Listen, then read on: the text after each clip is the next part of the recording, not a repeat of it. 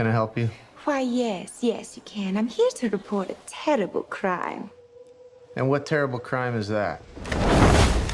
This one.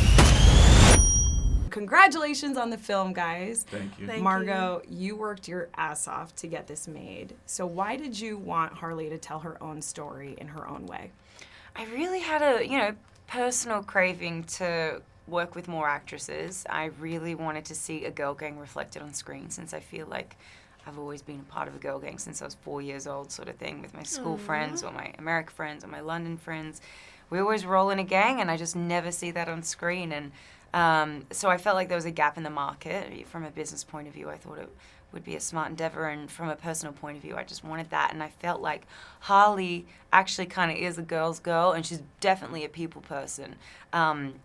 Watching Harley on her own would be like watching a kid play in a playground on their own. It's never going to be as fun if it's not populated with other people. So I wanted that. I thought it would be great for the character, and I thought the industry needed a girl gang action film.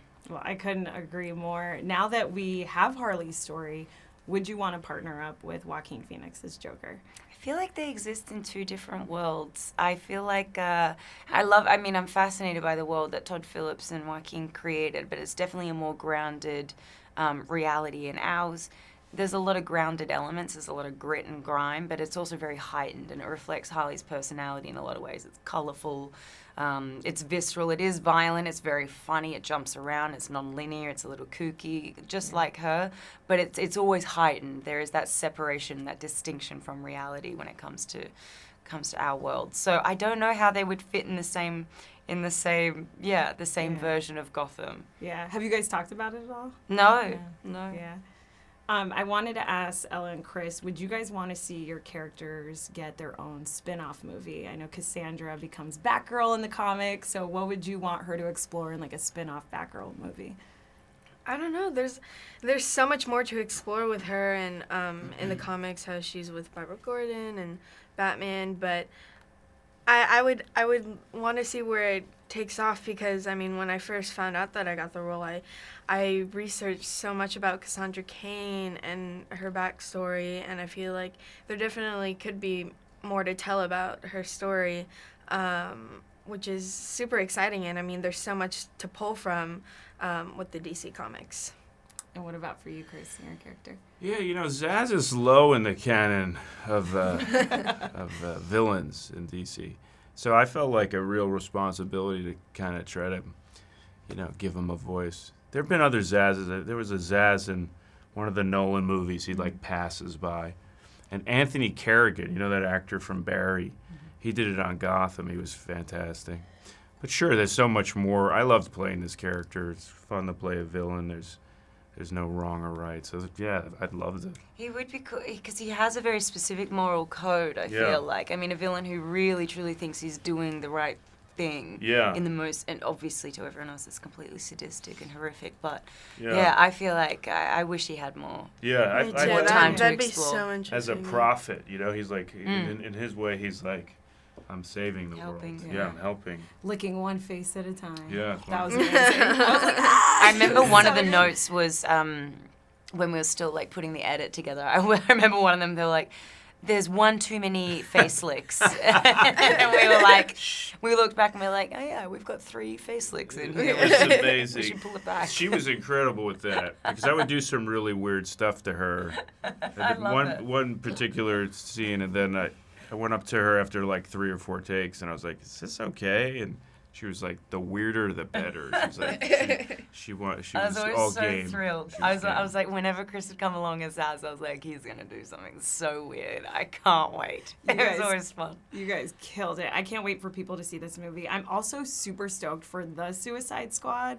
I know it's early to talk about it, but Margot, can you tell us anything about that film? Not so much, but I can tell you that it's going to be incredible. And again, it's just interesting to see what a different filmmaker makes of Gotham and these characters, and Harley, really. I'm fascinated by what James finds interesting about her compared to what Cathy finds interesting, compared to what David found interesting about her. So, and he's such a comic book lover. So it's always going to be, again, rooted in the source material, which is always important to me. We're gonna have to work together. Sure. How how did working with Cathy and Christina influence how you played your characters in this film?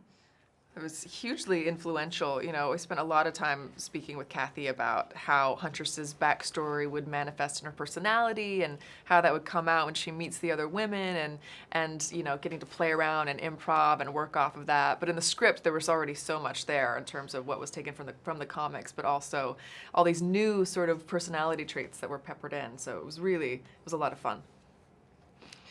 I would concur, and especially in the script for Renee Montoya's character, you know, having to convince the captain who took her position that she's right about Roman Sionis, you know, it was very rich for me to dive into as well. So it was really cool.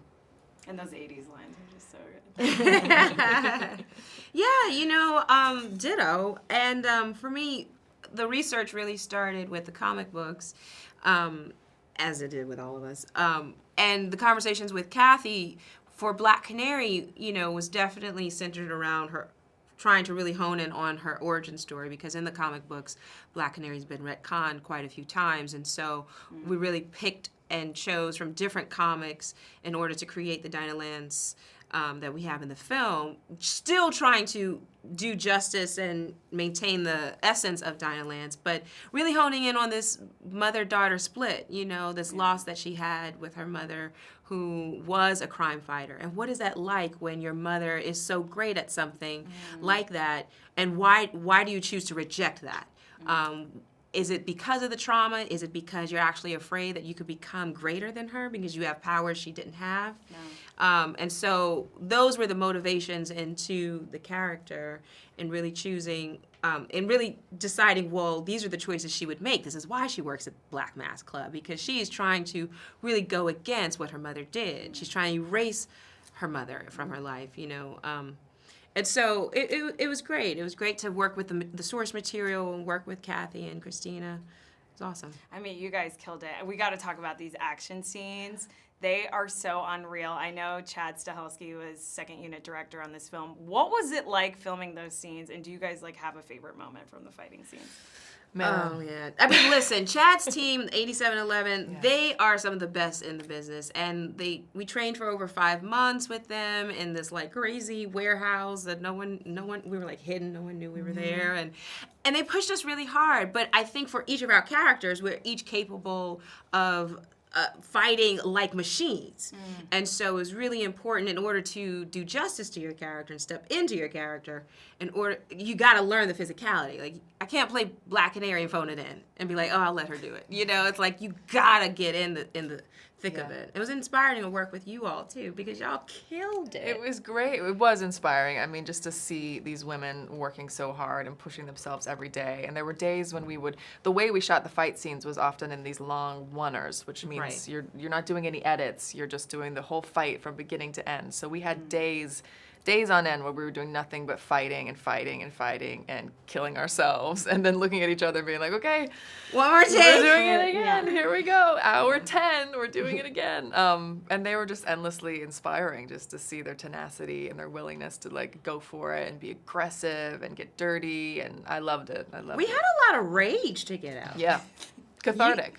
This woman here, though, is a force. I was going to say that my first day of training, I tore my meniscus disc, and so it was. I thought, oh, that's it. I'm going to be out of this film, and I want to give so much credit to 8711, because they said, oh, no, we got you. We're going to get you stronger, and you're going to be ready come shoot time, and they did, and it was pretty amazing. And then inside there, while I'm doing, you know, calisthenics and strength training, I'm watching these two girls just kill themselves, and it inspired me. It really did inspire me to, like, work that much harder.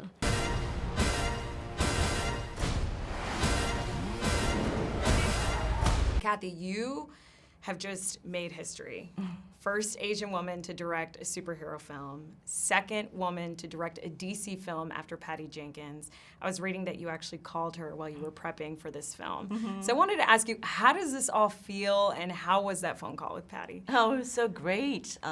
She was just lovely, of course, and you know, there aren't that many of us that have done it, so I think it immediately created a sense, just such a strong bond and a camaraderie there. And now it just feels good to have it out there. We've been working on it for so long. Everyone worked on it really, really, like such hard work. Everyone was so committed to this movie. Margot, pitched this movie almost 5 years ago now, and so I think it's just nice to have it out there. Yeah. I'm so excited for you. Did Thank you you. ask Patty for any advice when you called her? Yeah, I mean, I was just like, how how do you do all this, and how do you find the confidence to direct such a big thing, even if you got the job, like, but now how do you actually, do it? And and she was really, really kind about that, and she was like, you have to just be confident in the fact that you are the director, and that is one position that is designed a certain way in which you get to be the center of the the creative decision-making process for this movie, and there's no one else but you to do that, so just trust in that. Yeah. You killed it. Oh, thank you. I love this film so much. It's so colorful. I was thinking about how we've only really gotten to see Gotham visually through, I feel like, Joker and Batman's eyes. So how did you approach creating Gotham through Harley's eyes? Totally. Well, I think Harley is both very, very whimsical and loves color and glitter and all of that. But at the same time, there is still there's a darkness to her and a very sort of practical grittiness to her, and so that was what we were trying to capture too. And we wanted to create a Gotham that was loud and rambunctious and on the streets, and very diverse and full of color and full of textures. And it had a grit and a wear and tear to it, but not to the point that it was like just completely depressing and bleak. Yeah. Yeah, you can tell it's almost like it's shot in like the outer boroughs of like a Gotham would be. Harley's also a very complex character. So what was the most important part of her story that you wanted to bring to the table? Oh, that's a good question. I think for me it was like seeing the human, vulnerable side of Harley, that like she is sort of in this like unwieldy place after the breakup, and she thinks she can do it on her own, but she kind of can't, and she becomes extremely vulnerable and sort of the target, and her past very much comes back to haunt her, and I think you really get to see all these different sides of her where she might not have let her emotions or her vulnerability out before, and then she's kind of, forced to. And I think that's nice. I think that's a way to just empathize and understand a character even more. Yeah, and she's totally like a girl's girl in a way, too. Margot was just saying that. Yeah. The action scenes, I mean, unreal. I know you worked with Chad Stahelski. What did he bring to the table for this project? Sure. I mean, he helped us with some of the reshoots, and like he's an amazing action director and an amazing director in his own right with the John Wick stuff. Yeah. And he's just like, he's a master of that. He's a master of craft. He's like so figured out exactly how to shoot action in a very specific way. And so it was really interesting to work with him in that way and learn from him, really. They were so cool. My jaw was just like open the entire time. I am personally so fascinated by your story. I know you were a journalist and now you're like this incredible director. What advice do you have to young women or women of all ages that want to get into directing? Sure. I think believe in yourself. Do it. Like, it took me a long time to believe in myself, and so maybe save a few years of your life. Really, just believe in yourself, and also, like, believe in other women, too, and help each other out, because it's not a zero-sum game. Yeah. Vengeance rarely brings the catharsis we hope for. Yeah. Are we ready? You blow up fuse. What was your process like in finding Harley's voice for this movie? A fun one. I met with Margot about 4.5 years ago. She was obviously deep in Harley right then. She was still filming Suicide Squad. And I knew Harley a little bit, but it was only kind of through getting to know Margot. We did a trip to the DC library, took a whole stack of comics, and honestly, I just fell in love very hard, very fast. Wow. I love Harley, and it became very natural. It became like a language that we became fluent in. What was it like collaborating with Margot, and did you get to work with Cathy too? Yeah, I mean, working with Margot was a dream, and it's been a long time, and it's been so fun. She is the best creative partner you could dream of. She really puts her heart and soul into everything. We worked very hard on this for a long time, but it was great because we really got to take the script to a place that we were excited about. We went through, different iterations, different tones, different things. Weirdly, what's interesting is we came all the way back around to the beginning. Like the movie that it is in the end actually feels very much like where we began. And yeah, we met Cathy about 2 years ago, and it was great getting this kind of new, fresh input on the thing and bringing it little pieces to life in new ways. But yeah, it's been a dreamy experience, honestly. It was recently announced that you are working on a Batgirl screenplay. I know it's really early, Christina, but what can you tell us about it? Basically nothing. One little nugget. I mean, I can tell you that I'm working on Batgirl and I'm working on Flash, and I will stay in the DC universe as long as they all have me. I'm having the time of my life. Each of the 3 movies are very different. There's a very different tone and a very different feel. They're such distinct and different characters, but I'm enjoying kind of having a finger in each of the pies. So when I left this film, I was craving a breakfast sandwich. I need to know how the idea of this egg sandwich came to be. I must know. You know, I really should try and remember this. I don't know. I'm food obsessive, and basically all of the early meetings with Margot, we bonded over food. We ate a lot in our very first meeting. Every time she would come to my house, I would make her some kind of different, delicious something. But yes, when you're hungover, nothing is more important than a breakfast sandwich. And I lived in New York for a while, so that kind of dirty, runny egg yolk, $2 egg sandwich, it's deep in my heart. You can't get it anywhere else. You No. just walk in and just the foil's all hot. Yeah. Is that where the inspiration came from? Oh, yes. But it was funny, Cathy, Margot, and I all knew exactly what the sandwich was meant to look like, smell like, feel like. And as, props and people were bringing us, we were like, no, of course it doesn't. It would never be wrapped like that. That's the wrong kind of bread. It's the New York bread, But yes, the 3 of us were very much in line on the egg sandwich.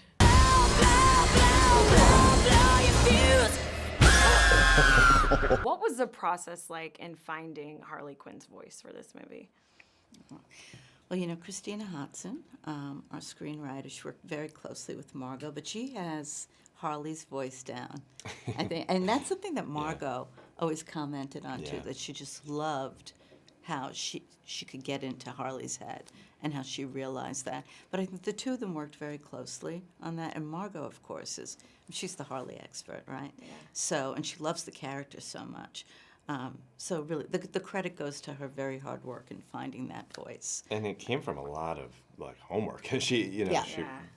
We all read all the comics and really immersed ourselves in Harley Quinn and her history, and then of course all the Birds of Prey. But I think Hodson was able to kind of turn that into something that was really unique and fun. Did you guys work closely with Cathy as well as Margot in crafting Harley? Well, I think everybody worked very closely together, but I think really Margot and Cathy worked on the performance. I mean, and Margot, is very adept at figuring out, and she's on sets and scene, things would evolve from her process. I think she knows the character better than anybody, and she worked very closely with Christina. She would often call her and say, well, what about a line like this, or something, an expression, or something that was derived from a situation. It was a very organic process, but I think Margot had her character down, better than any of us could have. Yeah. I really want to ask you guys about the egg sandwich, because I left craving a breakfast sandwich. Everybody It's does. So good. It's people are going to just be eating egg sandwiches, I think. How did that come about, that idea? That was Christina Hodson, and then it was funny in the prep process. It was actually difficult to find a bodega that was as greasy and perfect as you can find, and sometimes in New York when you're hungover and you need that egg sandwich. We all have had it, and we really wanted to be true to that whole experience. It was a lot of fun to make it. Yeah, there were dozens of versions of egg sandwiches. Needed the perfect egg sandwich. Exactly. Margot was always very concerned that the bun was buttered just right, and that the egg was flopping around in the right way, and the sauce. I mean, it was very deliberate, and also an artistic undertaking, believe it or not. And it works. I mean, the craft, I respect It's funny. I have to ask you guys, what would your thoughts be on a Harley Quinn, Margot Robbie team up with Joaquin Phoenix's Joker? Wow. I don't know. Yeah. I mean, they're kind of, existing in two very different worlds. Yeah. I think. Yeah, we're right. We're still at the place where we're just trying to launch this one, and have been our heads have been so in this movie and this story, and so it is kind of fun to start thinking about some things like that, but we haven't put any time or energy into it yet. I also think too, I really love that these worlds are existing very separately in the DC universe. It allows each of the stories to be told, I think, in a very singular way. I think all the movies benefit from that. Yeah.